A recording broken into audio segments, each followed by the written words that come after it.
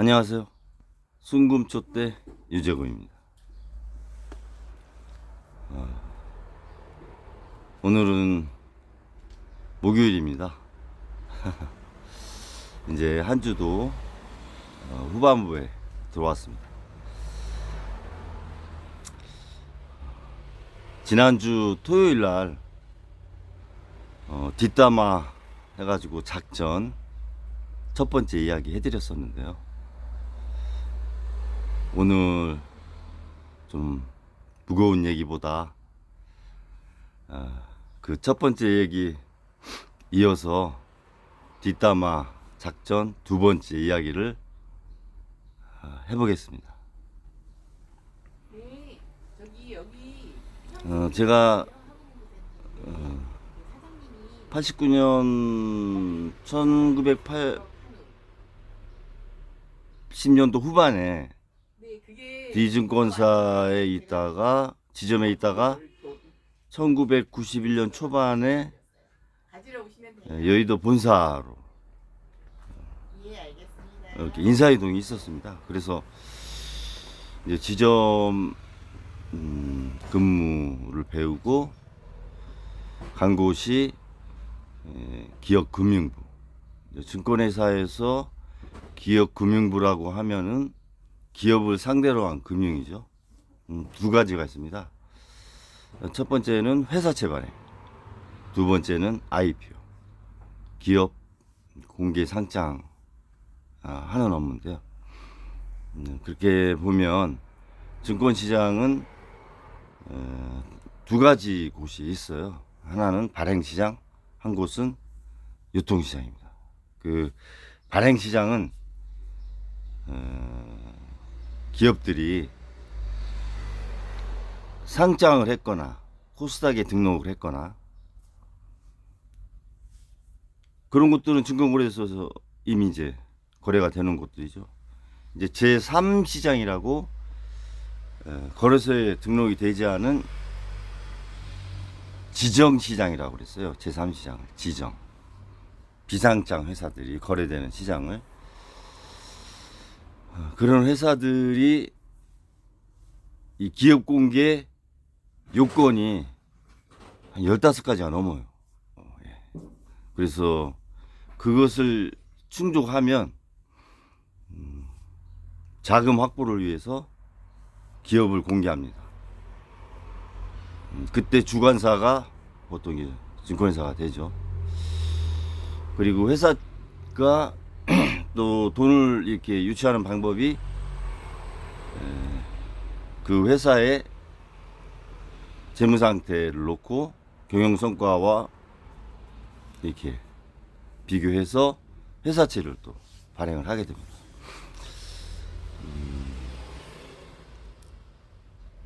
그 발행 시장을 보면 그 당시 제가 처음 80년대 후반에 상장회사가 700개가 안 됐나 그래요. 700개 정도. 그러니까 많은 상장회사는 아니었죠.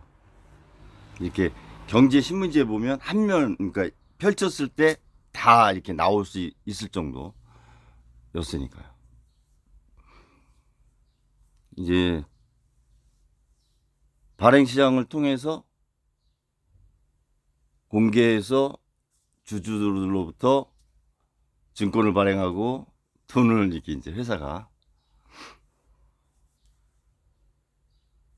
받아가지고 투자하는 형태 이렇게 되는 거죠. 또 회사채를 받아서 투자하는 형태. 그래 주식은 배당을 주는 거고 회사채는 이자를 주는 거죠. 고정금리로. 근데 이제 주식에는 우선주라고 있어요. 그거는 이제 의결권은 없고 배당만 주는 그런 주식이 또 있습니다. 그리고 이제 증권회사 관련해서 이 뭐 파생 상품도 있어요.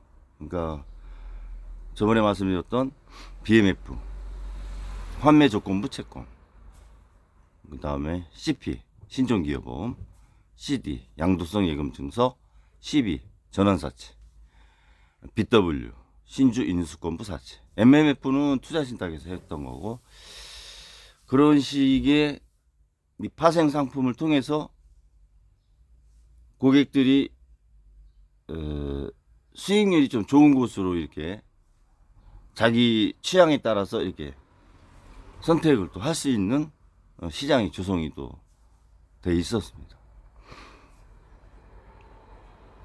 유통시장은 말 그대로 그렇게 기업이 공개되고 유상증자, 무상증자 이익이 많이 나서 회사가 그 이익 난 거를 이렇게 이제 사내 유보할 수 있고 사회로 이렇게 유출을 하는데, 사내 유보는 법정 적립금이 또 있어요.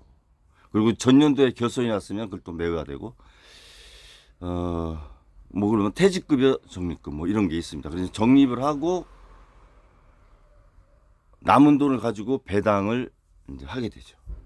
근데 우리나라는 배당률이 사실 적어요. 뭐 지금 23%밖에 안 되죠. 미국이 70%대니까 차이가 많은 거예요. 그래서 금융투자세를 실시하기 전에 이 배당 수익률을 조금 올려놓을 필요가 있다. 제가 그런 말씀도 드린 적이 있죠. 보완을 몇 가지 해야 된다. 그리고 우리나라는 장기 투자를 많이 안 하시잖아요. 샀다 팔았다. 매사기라고 하거든요. 치고 빠지는 거. 저희 때는 용어를 그렇게 썼어요. 직원끼리 매사기. 근데 그 당시는 유통시장에서 3일 결제가 됐어요. 오늘 사면 그 증권이 내일 모레 떨어져요. 내 계좌에 찍히는 게 내일 모레 떨어져요. 그래서 그것을 대체결제에 갖다 주면 이제 이렇게 증권을 받아오는 형태. 근데 증권을 안 받아오고 대체결제에서 보관을 하는 거죠. 그렇게 3일 결제가 됐습니다. 팔아도 3일 후에 돈이 들어오는 거예요. 그리고 이제 10주 단위로 매매가 됐어요. 10주 이하는 단주라고 해서 이렇게 주문하면 그날 종가로 팔립니다. 10주 이하는.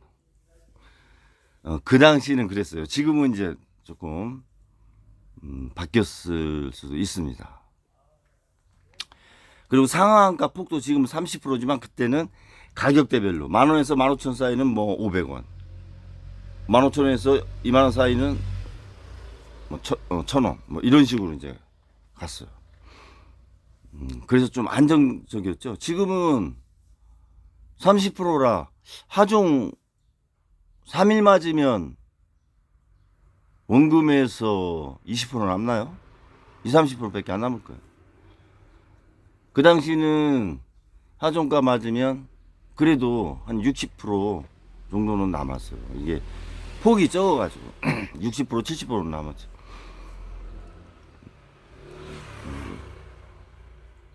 그래서 본사에서 이제 기업금 업무 배우다가 제가 S증권사로 이렇게 가게 됐습니다. 그 당시 D증권사가 그 양재봉 회장이 창업주죠. 전라도 기업인데 창업주인데 이따가 아들한테 물렸어요. 양해문 회장이라고 아들한테 물려줬는데 그분이 폐암으로 경영권 승계 받고 얼마 있다 바로 돌아가셔요. 근데 제가 기업금 있으면서 무기명 사채도 봤는데 큰 돈도 이렇게 무기명 사채도 봐보고 저 몇십억짜리 수표도 이렇게 만져보기도 했습니다. 한 장인데 참 돈 가치가 그렇더라고요.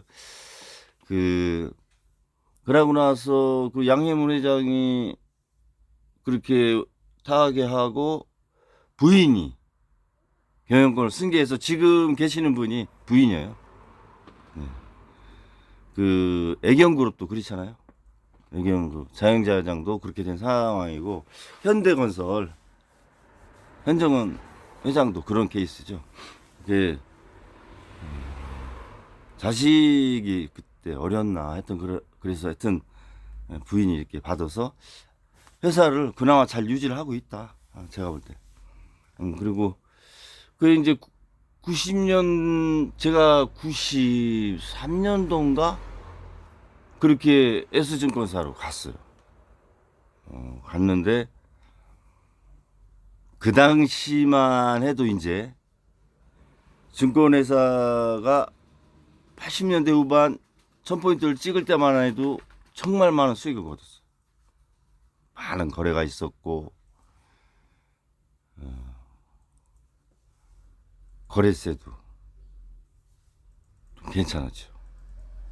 그래서 수익이 많이 났는데 1000포인트 찍고 2, 3년 장이 냉각되다 보니까 이제 회사들이 조금 어려워지는 것도 있고 이제 경쟁이 또 심해지는 거죠.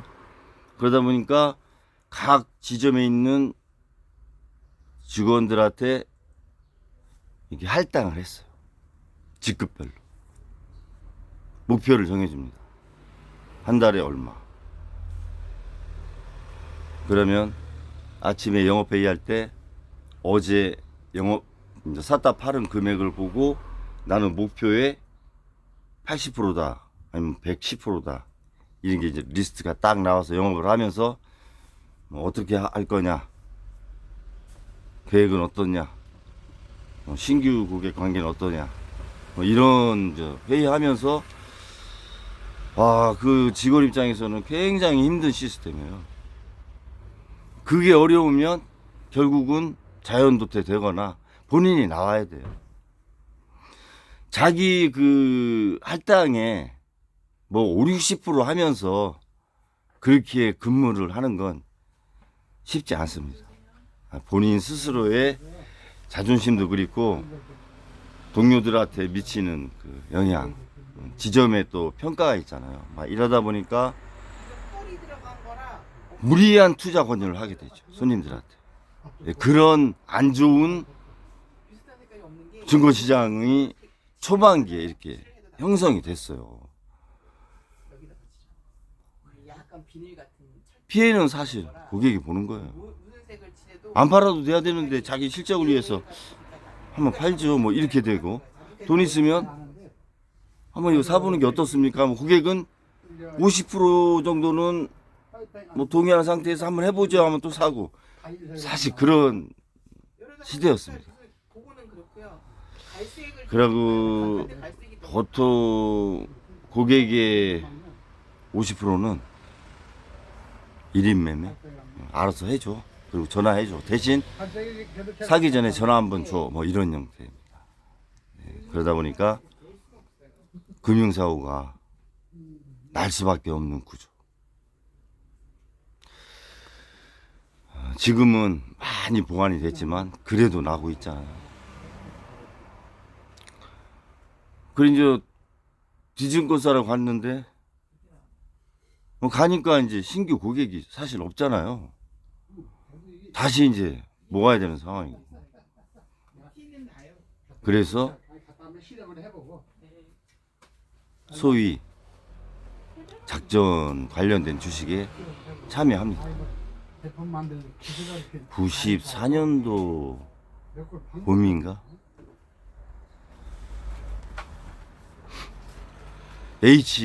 H기계예요. H기계. 그 H기계가 발행 주식이 100만 주예요. 100만 주면 많은 거 아닙니다. 그때 그 주식이 2만 원대 초반이었어요. 그래서 뭐 이제 그 증권 회사에 있다 보면 각 지점별 동기나 친구들 또 대학 친구들 또 서울에 다 이렇게 인적 네트워크가 또 있잖아요. 그리고 이제 뭐 투자 금융으로 가는 애들, 펀드 하는 애들도 있고 하니까 그 주식을 추천을 받았어요. 받았는데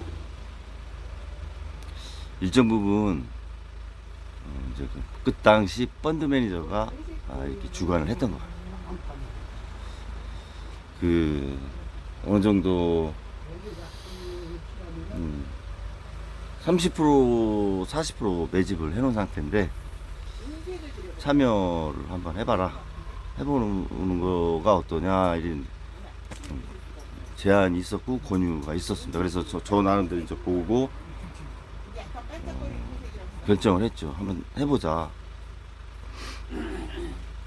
물론 재무 상태 봐야죠. 적자 기업을 갖고 이렇게 할 수는 없는 겁니다. 왜냐면 제가 소위 1인 매매하는 구자로 조금씩 그 주식을 이제 삽니다. 주식이 이렇게 횡보를 하는 상황이었어요. 거래량도 별로 없었고. 안 나온다. 그 전에 이미 이제 뭐 한 30% 이상은 조금 매집을 해놓은 것 같아요. 근데 가만히 보니까 종가 때 만주, 이게 좀 떨어지면 만주가 들어와서 종가 올려놓고 그런 것들이 한 2, 3주가 이렇게 보여요. 매주 하는 건 아니고 일주일에 한 두세 번.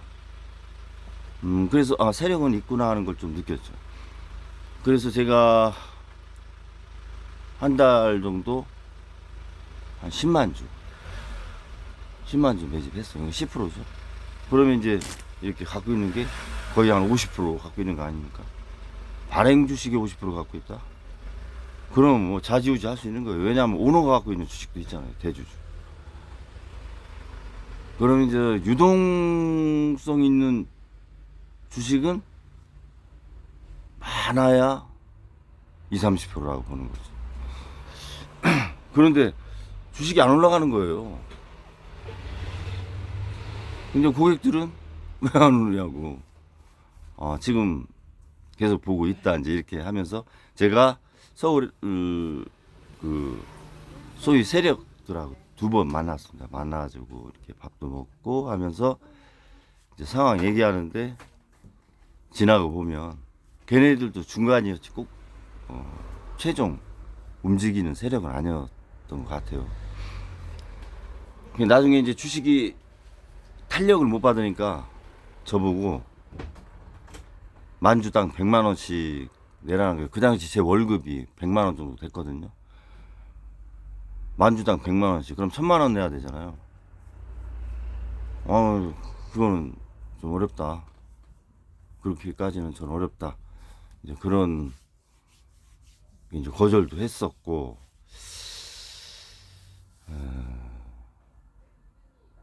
그 이제 지켜봅니다.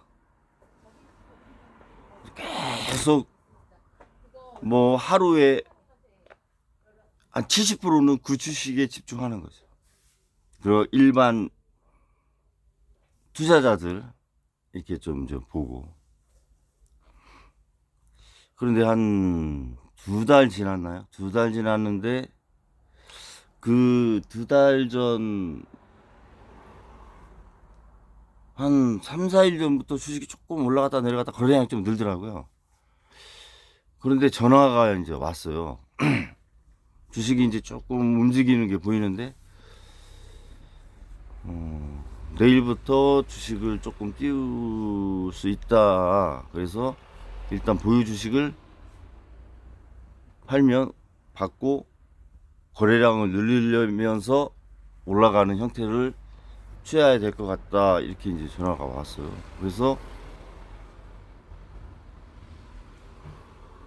순차적으로 제가 이틀에 걸쳐서 주식을 매도를 해요. 물론 손해본 가격은 아니에요. 그냥 횡보를 해서 조금 올라 있거나 뭐 산 가격, 이제 산 가격이 이제 조금씩 차이는 있으니까요. 그래서 10만 주를 다 이렇게 매도를 합니다.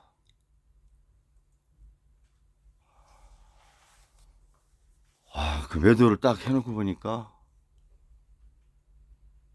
오전에 매도를 다 해놨어요. 이틀에 걸쳐서. 오후가 되니까 2시 반부터 그냥 갑자기 상한가 치면서 팔자 없고 사자가 5만 주, 10만 주 막 이렇게 되는 거예요. 그래서 제가 전화했죠. 살라고 했는데 못 사는 거죠. 어떻게 된 거냐. 이게 띄우는 과정에서 이게 뭐 정보가 샜는지는 몰라도 안 내놓는다는 거예요. 팔자를. 다른 세력, 다른 쪽에서. 그게 무슨 말이냐. 줬으면 받아야지. 자기네들도 어떻게 할 수 없다는 거예요.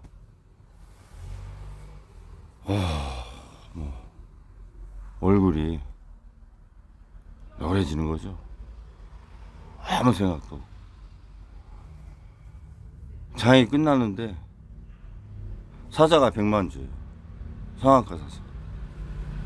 아니 발행 주식이 100만 주인데 사자가 100만 주라는 게 100만 주가 넘더라고요. 이게 말이 되는 거예요.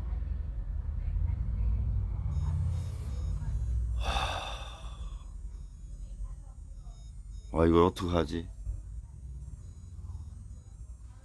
고객들한테는 어떻게 얘기해야 되고 어떻게 수습해야 되나. 물론 주전 경험이 뭐 없었던 건 아니지만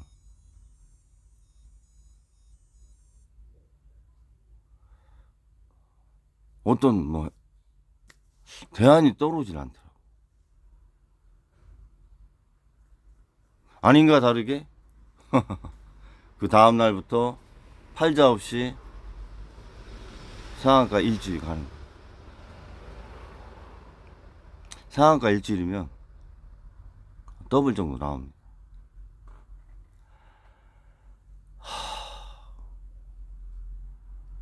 고객들한테는 계속 전화 오는 거죠. 왜 팔았냐? 어떻게 할 거냐?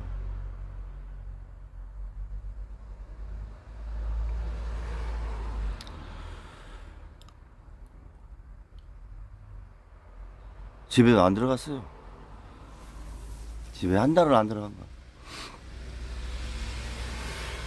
그러다 보니까 생활이 무너지고 이제 밤 늦게까지 괴로워하고 그러면서 이제 아침에 또 출근을 해야 될 거 아니에요. 근데 어떤 일이 있었냐면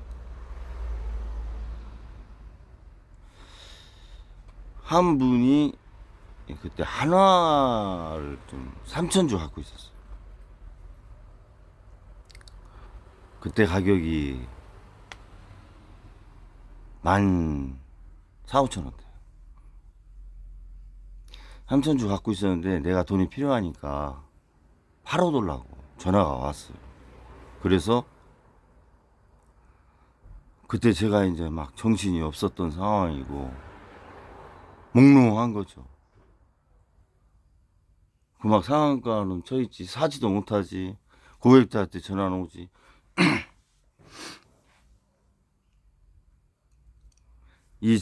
증권회사 가면 파란색 용지는 팔자고 빨간색 용지는 사자거든. 정황판도 빨간색이면 오른 거고 파란색이면 떨어진 거고 노란색은 보합이잖아요. 그럼 팔아야 되면 파란색으로 갖다 썼어야 하는데 빨간색을 쓴 거야. 3,000주. 그러면 그 구사에 돈이 없었으면 주문이 안 들어갔어야 되는데 돈이 또 있었던 거예요. 4~5천만 원. 그래서 사줬어요. 나중에 고객이 오후에 왔어요. 아니 팔아들라고 했는데 왜 6,000주가 됐냐. 아니 팔았는데요. 나중에 보니까 전표를 보니까 사자로 제가 몽롱해서 잘못 쓴 거야. 야 이것도 어떻게 해야. 돈은 없는데. 근데 마침 옆에 고객분이 정말 저를 신뢰하시고 좀 이익을 많이 좀 내드린 분인데 내가 그거 5천만 원 빌려줄 테니까 그 떨어지면 이렇게 갚어. 옆에서 그렇게 하시니까 너무 고마운 거죠. 5천만 원이 뭐 그럼 누가 빌려줘 이거를. 그렇게 해서 일단 그건 해결했는데 일단 이 주식을 팔아야 되잖아요. 내일 모레 찾으려면. 근데 이게 또 안 올라가네. 참 미안한 거예요. 이 증권시장이 3원 떨어지고 팔면 올라요. 희한한 거야. 근데 마지막 3시 20분까지 기다려도 특별한 게 없어요. 동시효과로 좀 낮게 넣었는데 350원인가 400원 손해봤어요. 수수료까지 합해서 180만 원 물어줬죠. 월급이 100만 원인데. 막 그런 악재가 겹치니까 막 겹치고 겹치는 거예요. 그럼 저녁에 뭐 하겠어요? 또 술 한잔 하고 잊으려고. 그냥 이 지금의 상황을 잊으려고.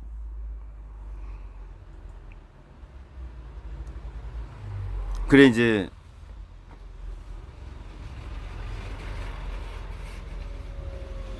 그 다른 구자는 다 이해를 해줬어요. 다른 구자는 다 이해를 해주고 이제 내 계좌는 건드리지 마라.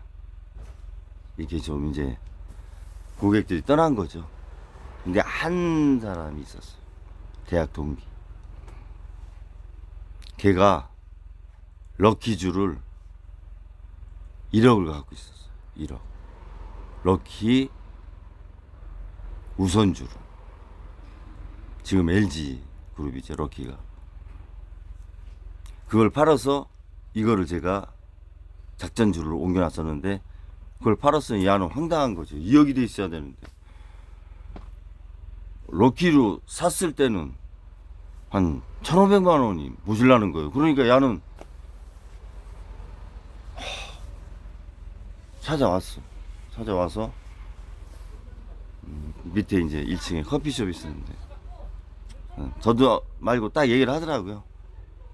내가 다 이해할 테니까 며칠까지 럭키 우선주 그 수량 딱 채워놔.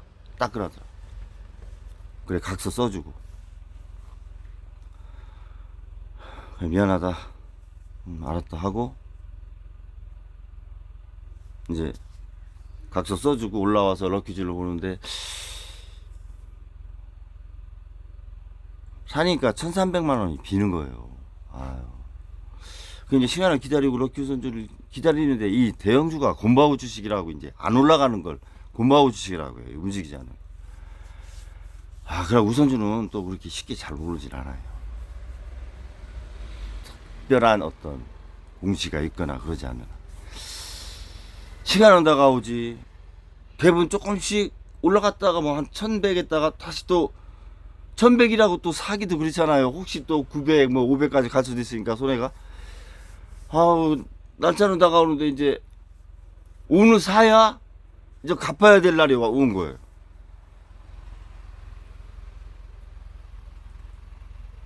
그 당시 1,600인가 1,700에 모질라는 거예요. 뭐 어떻게 해요? 사채 빌렸지. 사채 빌려가지고 일단 럭키 1억 그때 수량을 맞춰주고 1,700 정도 손해보고 이제 각서를 받고 이제 이렇게 소각을 했는데 그래서 이제 상황은 종료가 됐는데 그걸 또 갚아야 되잖아요. 1,700 대출을 이제 마지막 대출을 받았어요.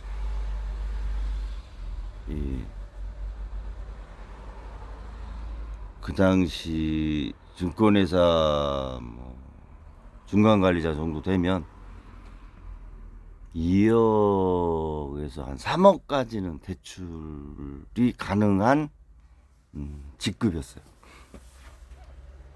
뭐 이것저것 정리하고 하면서 거의 만땅 왔는데 마지막 대출을 받은 거죠. 받아가지고 해결을 하니까 생각해보세요. 2억 3억 대출 이자가 얼마인가. 월급은 한 100, 20, 30. 93, 4년도에 100에 30이면 작은 돈 아니었어, 월급이요.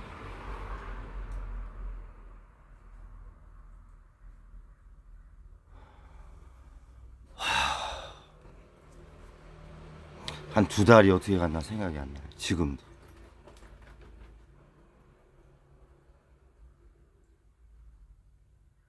지금도 생각하면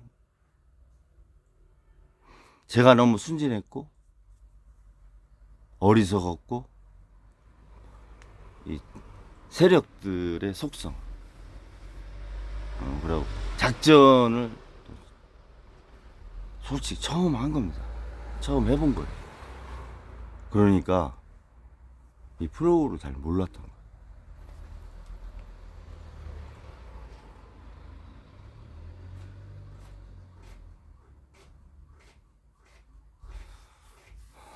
그리고 나서 이제 저의 파란만장한 젊은 시절이 펼쳐집니다. 그 얘기는 뒷담화 세 번째 얘기로 말씀드릴게요. 목요일인데 제 젊은 시절에 경험담을 말씀드렸지만 좀 우울한 얘기고 속상한 얘기고 잔인한 얘기죠.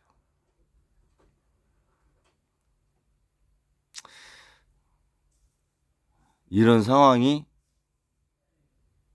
대통령 영부인이 있었다라고 하면 그때는 감독이 그렇게 심하지 않았어요. 제 생각에는 법적으로도 문제가 있지만 뭐 규명은 안 됐지만 의혹 아니에요? 영부인 의혹? 도덕적이나 윤리적으로 저도 올바르지 않았고 저야 뭐 영업 사원으로서 지점에서 어떻게 실적 올려보고 손님도 고객도 좀 많이 해서 소문나서 좀 잘해보려고 한 건데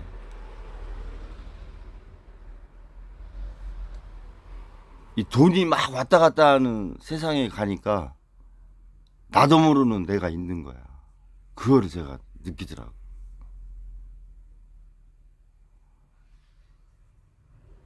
예.